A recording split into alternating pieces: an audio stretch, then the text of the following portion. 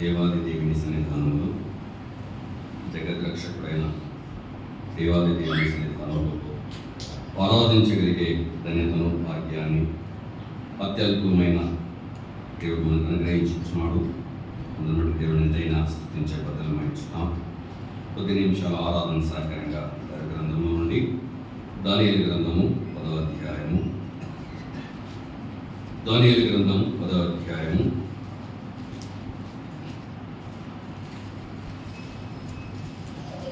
8 నుండి 12 వరకు మనం మార్చి చదువుకుందాం. దానియేలు గ్రంథం 10వ అధ్యాయము 8 నుండి 12 వరకు మనం మార్చి చదువుకుందాం. నేను ఒంటరినై ఆ గొప్ప దర్శనమును చూచినందున నాలో బలమేమీ లేకపోయాను. నా సొగసు వికారమయను, బలమునైనందు నిలవలేదు.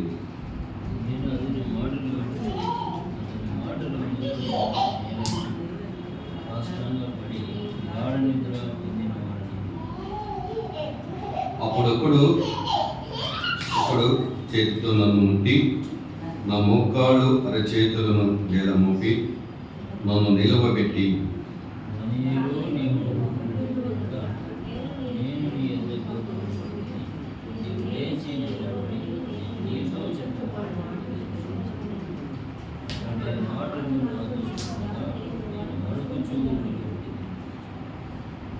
అప్పుడు దానియేలు భయపడుచు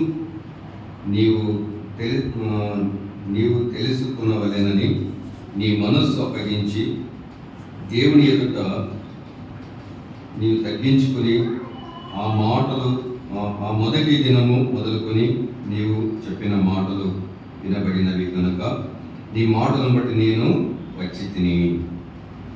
పిల్లలు, ఇక్కడ ఒక మాటను మనం జ్ఞాపకం చేసుకుంటున్నాం. దేవుని సన్నిధానంలో ఆరాధిస్తుంటున్న దానియేలు పైన భాగాల్లో మనం చూసుకోవచ్చు. అక్కడ దేవుని సన్నిధానంలో ఆరాధిస్తున్న దానియేలు వద్దకు ఎవరు వచ్చారండి? అక్కడ అంటున్నాడు కదా, 10వ అధ్యాయం 11వ వచనంలో ఒక మాట ఉంది. దానియేలు, నీవు బహుప్రియుడవు కనుక నేను నీ యొద్దకు పంపబడి తిని అనే మాటను అక్కడ రాయబడినట్టు కూడా చూస్తున్నాం. అయితే దానియేలు నీవు బహుప్రియుడవు అనే విషయాన్ని ఎవరు తెలియజేస్తుంటున్నారు? అక్కడున్న గాబ్రియేలు దూత తెలియజేస్తున్నట్టు మనకు కనబడుతూ ఉంది. అయితే దానియేలు బహుప్రియుడవు అని ఆ దేవునికి ప్రియముగా ఉన్నవాడు కనుకనే ఒక మధ్యవర్తిగా ఉంటున్న ఆ ఒక గాబ్రియేలు దూత వచ్చి తెలియజేస్తున్న ఒక మాటను చూస్తుంటున్నాం. దేవుని సన్నిధానంలో ఆరాధిస్తుంటున్నాడు. దేవుని సన్నిధానంలో ఆయన ఘనపరుస్తూ ఉంటున్నాడు. దేవుని సన్నిధానంలో ఆయన మహిమపరుస్తూ ఉంటున్నాడు. ఆ సందర్భంలో ఆయన యొక్క దర్శనము చూస్తున్నప్పుడు ఆయన ఎలాగున్నాడు అని ఒకసారి ఆలోచన చేసినట్లయితే నేలకు సాష్టాంగపడి, అంటే ఆయన ఆరాధించడానికి నేలకు సాష్టాంగపడిపోయినవాడుగా చూస్తున్నాం. అంటే గాఢ నిద్ర, అంటే ఆ ప్రభు దర్శనాన్ని చూస్తున్న దానియేలుగా మనం జ్ఞాపకం చేసుకున్నట్టు చూస్తుంటున్నాం. దానియేలు నువ్వు బహుప్రియుడవు అనే మాటను చూస్తుంటున్నాం.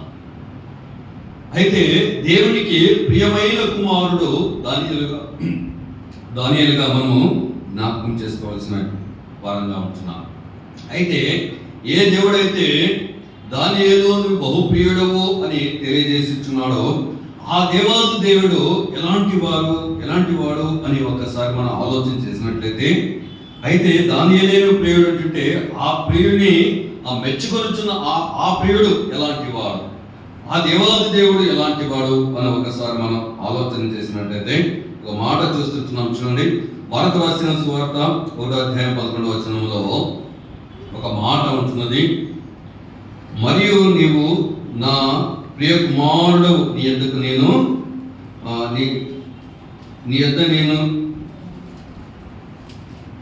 నేను ఆనందించుచున్నాను శబ్దము ఆకాశము నుండి వచ్చెను అనే మాట చూస్తుంటున్నాను కదండి. మరియు నీవు నా ప్రియ కుమారుడవు అంటే ప్రభువైన యేసుక్రీస్తు వారి గురించి ఈ మాటలను రాయబడినట్టుగా చూస్తుంటున్నా. అయితే ఎవరు రాశారు అంటే తండ్రి అయిన దేవుడు తన కుమారుని గురించి అక్కడ రాయబడిన మాటలను మనం చూస్తుంటున్నాం. ఏమని? నీవు నా ప్రియ కుమారుడవు, నీ యందు నేను ఆనందించుచున్నాను. ఒక శబ్దం ఆకాశము నుండి వినపడిను అనే మాట చూస్తుంటున్నాం. అదే మత్తయి రాసిన సువార్త 12వ అధ్యాయం 18వ వచనంలో ఒక మాట మనం జ్ఞాపకం చేసుకున్నట్లయితే, ఇదిగో ఈయన నా సేవకుడు, ఈయన నా ప్రాణముకు ఇష్టమైన నా ప్రియుడు, ఈయన మీద నా ఆత్మ నుంచి ఈయన అన్ని జనులకు న్యాయ విధిని ప్రచురము చేయను. చూడండి, ఈయన ఎలాంటి ప్రియుడు అంటే తండ్రికి ఈయన నా ప్రాణమునికి ఇష్టమైన ప్రియుడు. ఇష్టమైన ప్రియుడు, తండ్రికి ఇష్టమైన ప్రియుడు, తండ్రిని ఆనందింపజేసే ప్రియుడుగా మనకు కనబడినట్టు చూస్తున్నాం. ఇదే మాటలనే మనకు మత్తయి రాసిన సువార్త 12వ అధ్యాయం 18వ వచనంలో మనం చదువుకున్నాం కదండి. ఈయన నా ప్రియ కుమారుడు, నాకు ఇష్టమైన నా ప్రియుడు అనే మాట చూస్తుంటున్నాం కదా. ఇదే మాటలు యెషయా గ్రంథంలో కూడా యెషయా గ్రంథం 42 మొదటి వచనంలోనే కూడా యెషయా ద్వారా తండ్రి అయిన దేవుడు రాయించి పెట్టిన మాటలు కూడా అక్కడ ఇదే మాటలు కావాలంటే చూడండి, ఇదే మాటలు అక్కడ తెలియజేస్తూ వస్తున్నట్టు కూడా చూస్తుంటున్నాను. ఇదిగో నేను ఆదుకున్న సేవకుడు, నేను ఏర్పరచుకొని ఉన్నప్పుడు నా ప్రాణము ప్రియుడు, ఇది నేను నా ఆత్మ ఉంచి ఉన్నాను. చూడండి, నేను ఎలాంటి వాడు అంటున్నాడంటే నా ప్రాణమునకు ప్రియుడు, అది నేను నా ఆత్మ ఉంచి ఉన్నాను అనే విషయాన్ని తండ్రి అయిన దేవుడు తెలియజేస్తున్నట్టు కూడా చూస్తుంటున్నాం.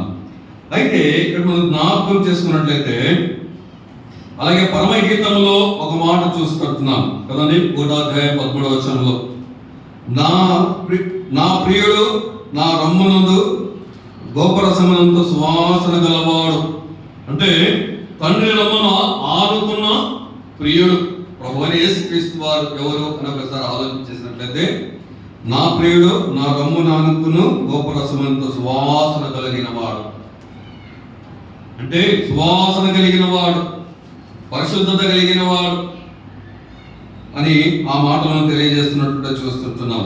అలాగనే అదే పరమగీతంలో 1వ అధ్యాయం 16వ వచనంలో మనం జ్ఞాపకం చేసుకున్నట్లయితే, నా ప్రియుడు నీవు సుందరుడవు, అతి మనోహరమైన వాడవు కదండి. ప్రభువైన యేసుక్రీస్తు వారు ఎలాంటి వాడు అని తెలియజేస్తుంటున్నాడు. ఎలాంటి వారంట? నీవు నా ప్రియుడవు, నీవు సుందరుడవు, అంటే ఆయన సౌందర్యం కలిగిన వాడు అనే విషయాన్ని చూస్తుంటున్నాం. అతి మనోహరమైన వాడు, దేవాది దేవుడు ఎలాంటి వాడు అని ఆలోచన చేసినట్లయితే సుందరుడు, అతి మనోహరమైన వాడు.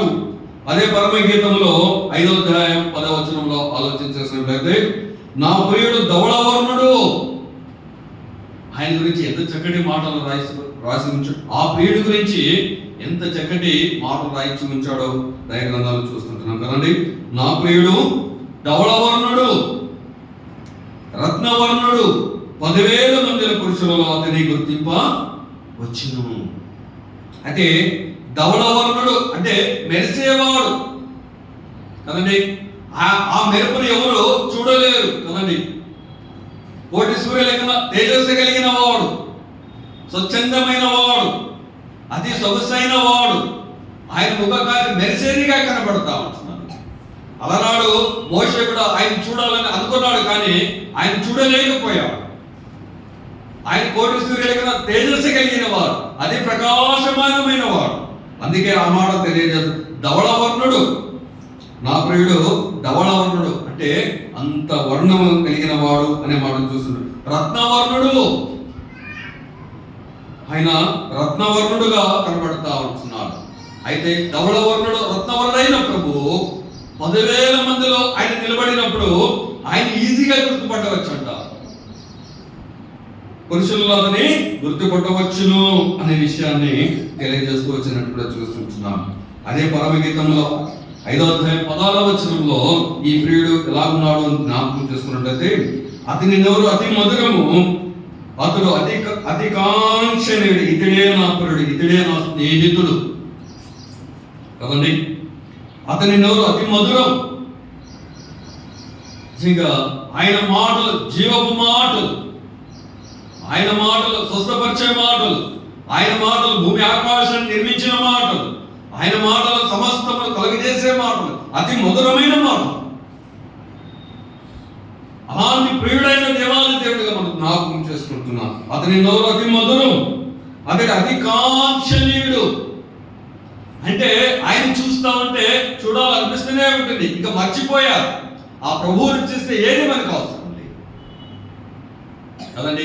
అలనాడు ఆ పరలోక రాజ్యంలో ఆయన చూసి మర్చిపోయిన వారు ఉంటున్నారు. అతికాంక్షణీయుడు, ఆకర్షించేవాడు,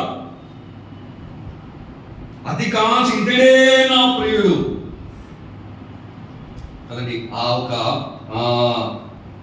పరమహితుడు జ్ఞాని అయిన సొలొమోను తెలియదు, ఇతడు నా ప్రియుడు, ఇతడే నా స్నేహితుడు. చూడండి, అంత మాధుర్యమ కలిగిన ఆ ప్రభువు మనం జ్ఞాపకం చేసుకుంటున్నాం. ఆయన ధవళవర్ణుడు అని చూసాం, రత్నవర్ణుడు అని చూసాం, 10,000 మందులు గుర్తు కలిగిన అతి సౌందర్యం కలిగిన వాడని చూడగలిగించున్నాం.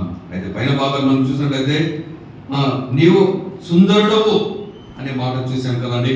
అయితే ప్రభువైన యేసుక్రీస్తు వారు ఒకసారి మనం ఆలోచన చేసినప్పుడు ఆయన ఎలాంటి వాడు అని అంటే ఆయన ప్రియుడు, తండ్రికి ఇష్టమైన ప్రియుడు, ప్రియ కుమారుడు, తన ప్రాణమునికి ఇష్టమైన కుమారుడు కదండి. ప్రాణమునికి ఇష్టమైన కుమారుడు, తనకున్న ఒకే ఒక కుమారుడు, ప్రియమైన కుమారుడు ప్రభువైన యేసుక్రీస్తు వారిని ఈ లోకానికి పంపినట్టు కూడా మనం జ్ఞాపకం చేసుకుంటున్నాం. ఎవరికి అందనంత స్థితిలో ఉన్న ఆ ప్రభు, తేజోనివాసి అయిన ఆ ప్రభు, ధవళవర్ణుడైన ఆ ప్రభు, రత్నవర్ణుడైన ఆ ప్రభు, తండ్రి కుడిపాసన కూర్చున్న ఆ ప్రభు ఈ లోకానికి పంపబడ్డారు. ఎందుకంటే పాపులుగా ఉన్న మనల్ని, అగ్నిగుండానికి పాత్రలుగా ఉన్న మనల్ని కదండి, నరకానికి పాత్రలుగా ఉన్న మనల్ని విడిపించడానికి తండ్రికి ఇష్టమైంచున్నది. అందుకే తన కుమారుడు ప్రభువైన యేసుక్రీస్తు వారిని ఈ లోకానికి పంపిన వాడిగా చూస్తున్నాం. అతి కాంక్షణ్యుడైన ఆ ప్రభు ఈ లోకానికి దిగి వచ్చిన వాడుగా చూస్తున్నాం. భూలోకానికి అవధించిన వాడుగా చూస్తున్నాం. పాపలు విమోచించడానికి వచ్చిన వాడుగా చూస్తున్నాం. ఆ ప్రభు తండ్రి యందు చాలా ప్రేమగా పెరిగిన వాడు. అయితే ఈ లోకానికి వచ్చినప్పుడు 3.5 సంవత్సరాలు ఈ లోకంలో ఆయన ఎంతో సేవ చేసిన వాడుగా చూస్తున్నాం. అయితే ఆ ప్రభు నీ నా కొరకు అన్యాయపు తీర్పును పొందిన వాడుగా చూస్తున్నాం. అన్యాయపు తీర్పును ఆయన పొందిన వాడుగా చూస్తున్నాం. ఆయన న్యాయవంతుడు. ఆయన న్యాయపీఠం మీద కూర్చున్నవాడు. ఈ లోకానికి వచ్చినప్పుడు ఆ అన్యాయపు తీర్పును అనుభవించిన వాడుగా చూస్తుంటున్నాం. అన్యాయపు తీర్పుకు బలైపోయిన వాడుగా చూస్తుంటున్నాం. వాస్తవానికి మనం చేసిన పాపాలు, మనం చేసిన దోషాలకు మనం కొట్టబడాలి, మనం విడవబడాలి. మనకు ఆ శిక్షకు మనం పాత్రులమై ఇచ్చినాం. అయితే ఆ ప్రభువైన యేసుక్రీస్తు వారు ఏ నేరము చేయనివాడు, ఏ పాపము చేయనివాడు, అతి పరిశుద్ధమైన వాడు, అతి కాంక్షణీయమైన వాడు, 10,000 మందులకు తిప్పదగిన ఆ ప్రభు మనల్ని ప్రేమించడం ద్వారా, మనతో సహవాసం చేయడం ద్వారా మన దోష శిక్ష యావత్తు తన మీద వేసుకున్న వాడుగా చూస్తుంటున్నాం. ఆయన మన దోష శిక్ష యావత్తు తన మీద వేసుకున్నవాడు కాదు, అంతేకాదు కానీ మన నిమిత్తం ఆ కల్వరి శిలువలో ఆ శిక్షను అనుభవించిన వాడుగా చూస్తుంటున్నాం కదండి. కొరడా దెబ్బ ఎలా ఉంటుందో ఆయనకి తెలియదు, అవమానం ఎలా ఉంటుందో తెలియదు. కానీ నిరాన్ నిమిత్తం ఆయన కొరడా దెబ్బలు అనుభవించిన వాడుగా చూస్తున్నాం. ఆ కొరడాలతో కొట్టబడినప్పుడు శరీరం అంతా కూడా గాయపరచబడినట్టు కూడా చూస్తుంటున్నాం. శరీరం అంతా చీల్చబడినట్టు కూడా చూస్తుంటున్నాం. పుట్ట వేయడానికి కూడా వీలు కానంతగా శరీరం గాయపరచబడినట్టు కూడా చూస్తుంటున్నాం. అతి మనోహరమైన వాడు నీ నా కొరకు ఆ కల్వరి శిలువలో కొట్టబడిన వాడుగా చూస్తుంటున్నాం. అంతేకాదు కానీ ఆయన మీద ఉమ్మి వేయబడినట్టు కూడా చూస్తుంటున్నాం. ఆయన అవమానింపబడినట్టు కూడా చూస్తుంటున్నాం. ఆయన అవమానభరితుడిగా మారినట్టు కూడా చూస్తుంటున్నాం. యూదుల రాజా శుభమని చెప్పి అవమానించినట్టు కూడా చూస్తుంటున్నాం. నీ నా కొరకు ఆయన సహించిన వారు. ఆయన తలకు ముళ్ళ కిరీటం కొట్టబడి ఇచ్చినది. ఆయన ధవళ కిరీటం ధరించిన ఆ ప్రభు, మహిమ కిరీటం ధరించిన ఆ ప్రభు నీ నా కొరకు ఆయన ముళ్ళ కిరీటం ధరించుకున్న వాడిగా చూస్తున్నా. కదండి, ఆ ముళ్ళ కిరీటం ఆ తలకు కొట్టబడినప్పుడు, ఆ తలలో కదండి ఆ రైళ్లతో కొట్టబడినప్పుడు ఎంత లోతుకు వెళ్ళిపోయినాడు, ఎంత గాయపరచబడ్డాడు. అయినా అలా కొట్టబడినప్పటికీ కూడా, హేళన చేయబడినప్పటికీ కూడా ఆ ప్రభు నిన్ను నన్నే ప్రేమించాడు. ఆయన మనల్ని ప్రేమించిన వాడిగా చూస్తున్నాం కదండి. ఆయన చేతులలో మేకలు కొట్టబడి ఇచ్చినాయి, ఆయనకు పాదాలకు మేకలు కొట్టబడి ఇచ్చినాయి. ఆయన నిన్ను ఆయన ప్రేమించిన వాడిగా చూస్తున్నాం. ఆయన నోటికి చేదు చెరుకు అందించబడినప్పటికీ కూడా ఆయన నిన్ను నన్ను ప్రేమించిన వాడిగా చూస్తున్నాం. ఆయన హృదయానికి బల్లెకు పొడవబడినప్పుడు ఆయన నిన్ను నన్ను ప్రేమించిన వాడిగా చూస్తున్నాం. అంతేకాదు కానీ ఆఖరికి తండ్రి వీరేమి చేయొచ్చున్నారు ఎదురు క్షమించమని తండ్రి ఒకవేళ కోపపడి ఏమైనా వారిని చేస్తారు, మనల్ని ఏమైనా చేస్తాడేమో, శిక్షకు గురి చేస్తాడేమో అని తండ్రిని ఆయన ప్రతిమాలిన వాడు. తండ్రి వీరేమి చేయొచ్చు ఎదురు క్షమించమని తండ్రితో ప్రాధాన్యత పడిన వాడు. అంతేకాదు కానీ తన ఆ ప్రాణాన్ని ఆ కల్వరి శిలువలో ఆయన బలి చేసిన వాడు, బలి అర్పించిన వాడుగా చూస్తున్నా. ఒకే బలిగా ప్రభువు యేసుక్రీస్తు వారు నీ నా కొరకు ఆ కల్వరి శిలువలో అర్పింపబడిన వాడుగా చూస్తున్నా. అంతేకాదు కానీ సమాజం మరణాన్ని గెలిచిన గొప్ప దేవుడు మన ప్రభువు యేసుక్రీస్తు వారు మరెవరు లేరు. అంత ఉన్నతమైన దేవాది దేవుని యొక్క పాదాల యొక్క ఆరాధించగలిగే ధన్యతను భాగ్యాన్ని దేవుడు మనకు అనుగ్రహించుతున్నాడు. అందుకే అలాంటి దేవుని ఎదుట కదండి ఇక్కడ దానియేలు ఆరాధిస్తా ఉంటున్నాడు. దానియేలు కొరకు అయితే దేవాది దేవుడు ప్రాణం పెట్టలేదు, కానీ నీ నా కొరకు దానియేలు కన్నా ఎక్కువగా ప్రేమించిన ఆ ప్రభు నీ నా కొరకు తన అమూల్యమైన ప్రాణాన్ని ఆయన పెట్టిన వాడిగా చూస్తుంటున్నా. నీ నా కొరకు ఆయన శరీరాన్ని మన కొరకు అప్పగించినట్టు కూడా చూస్తుంటున్నా. ఆయన మన కొరకు ఆయన ఏది కూడా దాచుకొని వాడుగా చూస్తుంటున్నాం. ఆయన మన కొరకు సమస్తము అప్పగించిన వాడు. అంతేకాదు కానీ ఆయన చేసిన ఆ గొప్ప కార్యం మనం ఏమి ఇవ్వగలం ఆ ప్రభువుకు? ఆ ప్రభు ఆయన చేసిన మేలుకు మనం ఏమి ఇవ్వగలం కదండి? ఆయన ఆరాధించేవారు ఆత్మతోనూ సత్యముతోనూ ఆరాధించవలసిన వారంగా ఉంటున్నారు. పరిశుద్ధంగా ఆరాధించవలసిన వారంగా ఉంటున్నారు. ఆయన యొక్క శరీరాన్ని జ్ఞాపకం చేసుకునవలసిన వారంగా ఉంటున్నాం.